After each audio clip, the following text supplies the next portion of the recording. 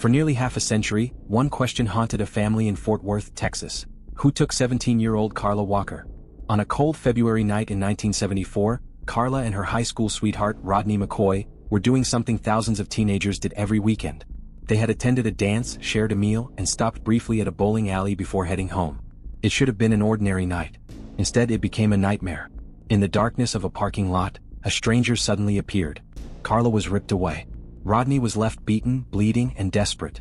Moments later, he crashed into the Walker family driveway, screaming for help. Carla had vanished. Days later, the search ended in heartbreak. The community was shattered. Parents locked doors that had always remained open. Teenagers stopped going out at night. Fear settled over the city like a permanent shadow. Yet despite years of investigations, suspects, interviews, and countless dead ends, the truth remained hidden. What nobody knew was that the answer had never left. The man responsible was living among them the entire time. The shockwaves from Carla Walker's disappearance spread far beyond her family. Before that night, Fort Worth was the kind of place where parents felt comfortable letting their children stay out late with friends. Doors were left unlocked. Teenagers cruised the streets after football games. The dangers people worried about belonged somewhere else. Carla's murder changed that illusion overnight. As investigators began piecing together the events of February 16, 1974, a disturbing picture emerged. Carla and Rodney had left the Valentine's dance after midnight. They dropped off friends, grabbed food, and stopped briefly at Ridgely Bowling Alley. Nothing about their route seemed unusual. Nothing suggested they were being watched. Yet someone was there. Someone approached the car with a gun. Someone was bold enough to attack two teenagers in a public parking lot. Someone was prepared. The evidence found at the scene only deepened the mystery. A gun magazine lay on the ground. Rodney's injuries confirmed a violent struggle. Witnesses had little useful information. No one could identify the attacker. Then came an even darker realization. Whoever had done this had vanished without a trace. For Carla's family, every day became a cycle of unanswered questions. For the city, the fear was different. If a stranger could abduct a teenager from a busy parking lot, then nobody felt safe anymore. The killer had stolen far more than one young life. He had stolen an entire community's sense of security. As the months turned into years, investigators chased every lead they could find. The first person forced under the microscope was Rodney McCoy. It was unavoidable. He was the last person known to be with Carla. There were gaps in his timeline. Detectives questioned him repeatedly, searching for inconsistencies that might reveal something darker. But the deeper they dug, the more one fact became clear. Rodney was a victim too. His injuries were real. His trauma was undeniable. And despite the suspicion that followed him for decades, investigators could never place him at the center of the crime. So they looked elsewhere. The gun magazine recovered from the bowling alley became one of the most important clues. Detectives tracked down owners of Ruger .22 pistols across the region, interviewing them one by one. Most could account for their weapons.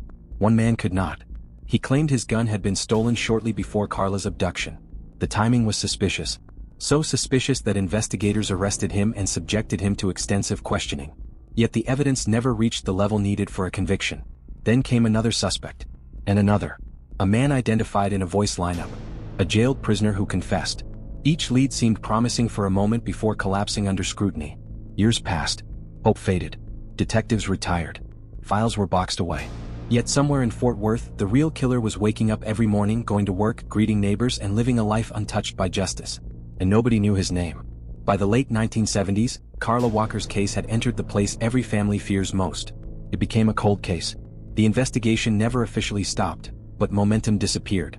Every promising lead had ended in disappointment. Every suspect had been eliminated. Detectives could not identify a single piece of evidence strong enough to move forward. For Carla's family, however, time did not heal the wound. The years kept moving. Birthdays came and went. Graduations happened. Weddings took place. Children were born. And at every milestone, there was an empty space where Carla should have been. Her younger brother, James Walker, refused to let her memory fade. Neither did many of her friends. They carried the same question into adulthood. Who had done this? The uncertainty was almost worse than the grief. Without answers, imagination filled the gaps. Was the killer still nearby? Had he attacked again? Was he sitting in church pews, attending football games, shopping in the same grocery stores as everyone else? Meanwhile, the evidence from 1974 sat quietly in storage. Boxes of reports, photographs, witness statements, physical evidence collected by investigators who could never have imagined the scientific advances that would arrive decades later. Hidden inside those boxes was something that seemed insignificant at the time. A few microscopic traces left behind by the killer. For nearly 40 years they waited in silence. And one day they would finally begin to speak. For decades, Carla Walker's killer remained invisible. Then science caught up. Around 2009, investigators revisited evidence collected from Carla's clothing.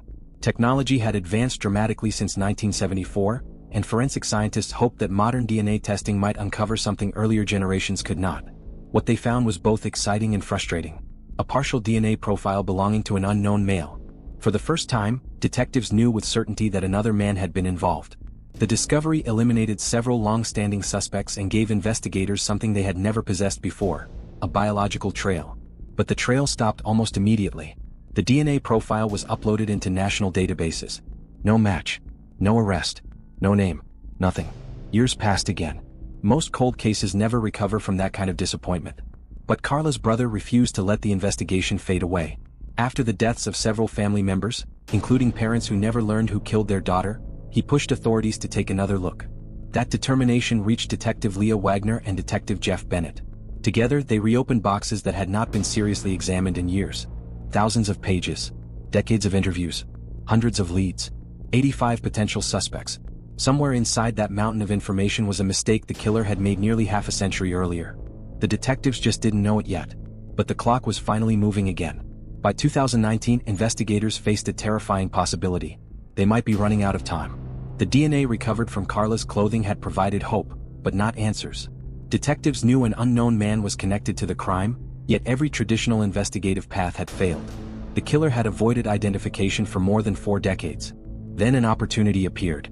A new approach called forensic genetic genealogy was beginning to solve cases once considered impossible. It had recently helped identify the notorious Golden State Killer investigation breakthrough suspect, proving that distant family connections could lead investigators to criminals who had escaped justice for decades. There was just one problem. The remaining DNA evidence from Carla's case was dangerously limited. Previous testing had consumed most of the sample. What remained was degraded, damaged by time, and considered unusable by many laboratories. If another attempt failed, there might never be enough DNA left for future testing. For Detectives Wagner and Bennett, the decision felt like a gamble. Use the last available evidence now, or preserve it and risk never finding the truth. After countless discussions, they decided to move forward. The remaining DNA was sent to a company called Othram, a laboratory specializing in extracting information from the most challenging forensic samples. Everyone understood what was at stake. This wasn't just another test. It was Carla Walker's final chance to speak for herself. The breakthrough arrived on an ordinary Saturday morning. After receiving the final DNA sample, scientists at Othram began building a genetic profile. The evidence was fragile, more degraded and far smaller than samples that had failed before. Yet something remarkable happened. The DNA worked. Weeks passed as genealogists examined distant relatives, building enormous family trees branch by branch. There was no dramatic moment where a computer flashed the killer's name onto a screen. Instead, it was a slow process of elimination.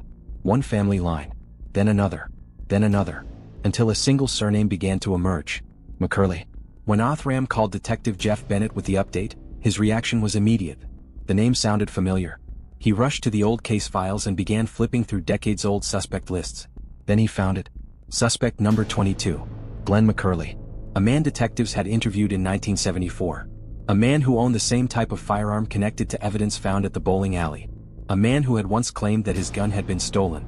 Most chilling of all, he had never left Fort Worth. For 46 years, while detectives searched everywhere else, the answer had been sitting quietly inside an old case file. The hunt was no longer for an unknown killer. Now investigators had a name. What they needed next was proof. The discovery of Glenn McCurley's name was only the beginning. Detectives still needed to prove that the DNA belonged to him.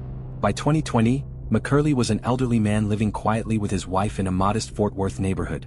Remarkably, he had spent decades living only about a mile from the Walker family. The killer had never fled. He had never changed his identity. He had simply blended in. Neighbors knew him as a friendly family man. He had raised children, built a life, shared holidays and conversations with people who had no idea what investigators were beginning to uncover. Detectives first approached carefully, conducting what appeared to be a routine welfare check. McCurley greeted the officer casually, joked about money, and appeared completely at ease. Behind the scenes, however, investigators were already collecting discarded items from his trash. The results were stunning. DNA recovered from a discarded straw matched the male profile developed from evidence connected to Carla Walker. Now detectives needed something stronger. They sat down with McCurley and reopened the story he had told police back in 1974. Almost immediately, cracks began to appear. His memories shifted. His wife corrected details he got wrong. Explanations that had survived for decades suddenly sounded far less convincing. Then detectives asked for a DNA sample, and Glenn McCurley agreed. Neither he nor his wife realized that the truth was only days away from catching him. The DNA results came back. There was no ambiguity, no statistical gray area, no alternative explanation. The DNA from Glenn McCurley matched the DNA recovered from evidence connected to Carla Walker. 46 years after the crime, detectives finally had the answer they had been searching for. McCurley was arrested and brought in for questioning. At first he denied everything. He claimed he had never harmed Carla. Then he tried to explain away his presence. He suggested he had approached the car because he believed an argument was taking place. Each version of the story collapsed under scrutiny. The detectives kept pressing. Piece by piece the walls began to crack. Finally, after nearly an hour and a half of questioning, Glenn McCurley said the words investigators had waited decades to hear. He admitted it. He confessed to abducting Carla Walker. He confessed to sexually assaulting her. And when asked how she died, he quietly acknowledged that he had strangled her. The room fell silent. For detectives, the confession was overwhelming. The evidence had already proven his guilt, but hearing the truth come directly from the killer carried a different weight. Then came another revelation. McCurley finally admitted he still possessed the firearm connected to the attack. A search warrant led investigators to a hidden space inside his home where the weapon had remained concealed for decades. The evidence, the DNA, the confession. After 47 years, the mystery was finally over. When Glenn McCurley was finally identified, many people expected relief. Instead, the emotions were far more complicated. There was gratitude that the truth had finally been uncovered. There was relief that Rodney McCoy had been completely vindicated after decades of suspicion. There was satisfaction in knowing the right man had been found. But there was also anger. Carla Walker was only 17 years old when her future was stolen. McCurley had lived nearly half a century as a free man. He married, raised children, built a reputation, attended community events. And all the while, the family of the young woman he murdered continued living with unanswered questions. In 2021, faced with overwhelming evidence, McCurley ultimately pleaded guilty and received a life sentence. Yet even then, many questions remained. Detectives became convinced that Carla was unlikely to have been his only victim. Similar crimes and unexplained murders continued to raise suspicions. Before further interviews could take place, McCurley died in prison. For Carla's family, however, something important had finally changed. The uncertainty was gone. The promise ring Rodney had given Carla was returned to him. After decades of grief, he described a feeling he had never truly experienced before. Healing. Carla's legacy would go even further.